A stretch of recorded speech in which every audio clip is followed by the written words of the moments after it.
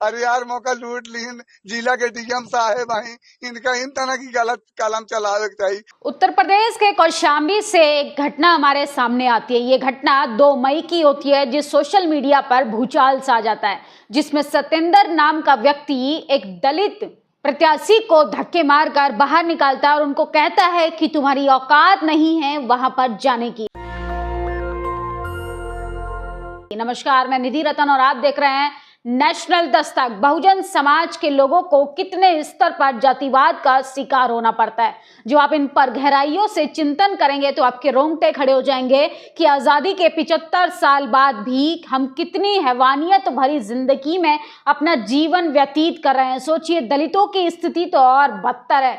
बहुजन समाज की अगर बात करें तो एसटी, एससी, ओबीसी को आजादी के 75 साल बाद भी उनके अधिकारों से वंचित रखा हुआ है और देश के प्रधानमंत्री विकसित भारत का सपना देख रहे हैं। वो विकसित भारत जिसमें देश के प्रधानमंत्री कहते हैं कि हम गरीबी खत्म करना चाहते हैं, हम बेरोजगारी खत्म करना चाहते हैं, हम भ्रष्टाचार खत्म करना चाहते हैं, इस देश को तरक्की की ओर लेके जाते हैं। लेकिन सोचिए, डबल इंजन की सरकार है उत्तर प्रदेश में। किस तरीके से उत्तर प्रदेश के कौशाम्बी में एक घटना को अंजाम दिया जाता है। एक सतेंद्र तिवारी नाम का पुलिसकर्मी एक दलित समाज के प्रत्याशी को धक्के मारकर निकाल देता है, क्योंकि वो एक विशेष जाति से आते हैं। वो उनके पास फॉर्च्यूनर गाड़ियां नहीं है, उनके पास तमाम तरीके का बड़ी बड़ी शो ऑफ करने के लिए चीजें नहीं है, तमाम तरीके से बॉडीगार्ड नहीं है। तो सोचिए, अगर आप साधारण गेटअप में अगर आप अपने लिए लोकतंत्र के आधार पर, संविधान के आधार को मानकर आप नामांकन करने जाते हैं, आप प्रत्याशी के रूप में आप चुनाव लड़ना चाहते हैं, तो कैसे पुलिसकर्मी भी आपको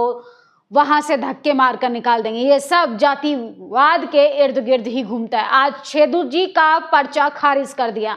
सोचने में थोड़ा अटपटा लगेगा, लेकिन सोचिए जातिवाद की जड़ें कितनी मजबूत है कि सतेंद्र नाम का व्यक्ति जब उनको धक्का मारता है, पूरा बहुजन समाज जब यूनाइट होकर छेदू जी के समर्थन में आता है और कैसे उनकी आवाज को बुलंद करता है। तमाम सोशल मीडिया के साथ साथ मिनिस्ट्री मीडिया के पत्रकार भी जब उनका इंटरव्यू लेते हैं तो उनके पर्चे को खारिज कर दिया जाता है। यह है स्थिति, यह है लोकतंत्र की मजबूती, जिसको धीरे धीरे देश के प्रधानमंत्री और भारतीय जनता पार्टी लगातार कमजोर बनाने की कोशिश कर रही है। क्या इस पर योगी आदित्यनाथ कुछ बयानबाजी करेंगे? क्या देश की टीवी मीडिया में बैठी जातिवाद, मनुवाद पत्रकार इस पर कोई डिबेट करेंगे, इस पर कोई विचार विमर्श करेंगे? बिल्कुल भी नहीं, क्योंकि इन तमाम लोगों की एक जाति है। कैसे दलितों का उत्पीड़न होता है, चाहे वो सामाजिक स्तर पर हो, राजनीतिक स्तर पर हो, चाहे वो कहीं भी रहें, किसी भी पद पर रहें, लेकिन जातिवाद उनका पीछा नहीं छोड़ता है। हंसराज मीना लिखते हैं,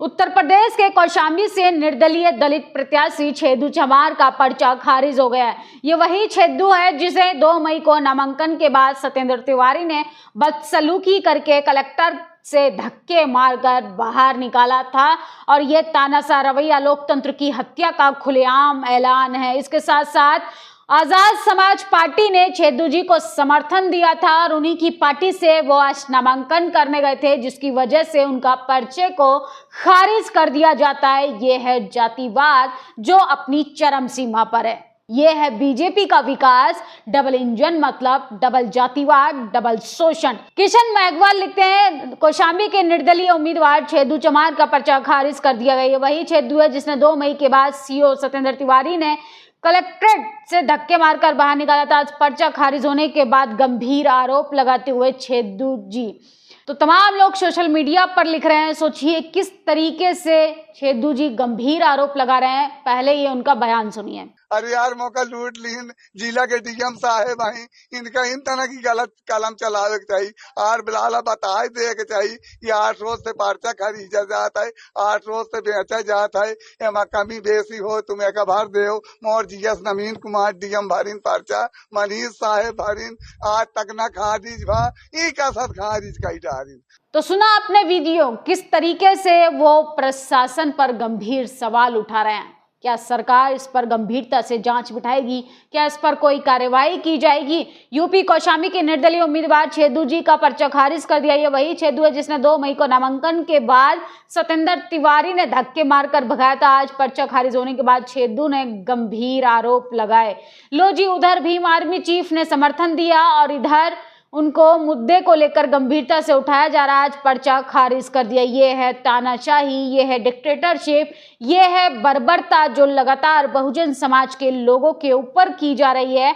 और आप खुश हो जाइए, अपने बच्चों के हाथ में डंडा और झंडा लेकर उनको लंबी लंबी कतारों में पहुंचाइए और आपके संवैधानिक अधिकारों को ये सरकार खत्म कर रही है। आपके बच्चों के लिए शिक्षा के दरवाजे खत्म कर रही है, आपके बच्चे के लिए रोजगार के दरवाजे बंद कर रही है। छेदू जैसा व्यक्ति अगर कोई हिम्मत दिखाकर चुनाव लड़ने की कोशिश करता है तो उसका पर्चा खारिज कर दिया जाता है। सोचिए, धक्के मारे जाएंगे, लात घूंसे मारे जाएंगे, प्रशासन उनको घसीटेगा, कैसे उनको बेइज्जत करेगा, कैसे उनके साथ बदसलूकी करेगा। और तमाम बहुजन समाज के लोग सिर्फ सोशल मीडिया पर लिखकर अपना दुख तो व्यक्त करते हैं, लेकिन सोचिए आज छेदू जी के समर्थन में सड़कों पर वो अकेले नजर आ रहे हैं। इसलिए तमाम बहुजन समाज से अपील है कि छेदू जी का हौसला बढ़ाइए और उनका जिस तरीके से पर्चे को खारिज किया गया है, असल में ये जातिवाद के आधार पर ही उनके पर्चे को खारिज किया गया है। और सत्येंद्र तिवारी जैसे लोगों की बदसलूकी के कारण ऐसे लोगों का जो टैलेंट है वो खत्म हो जाता है। कहीं ना कहीं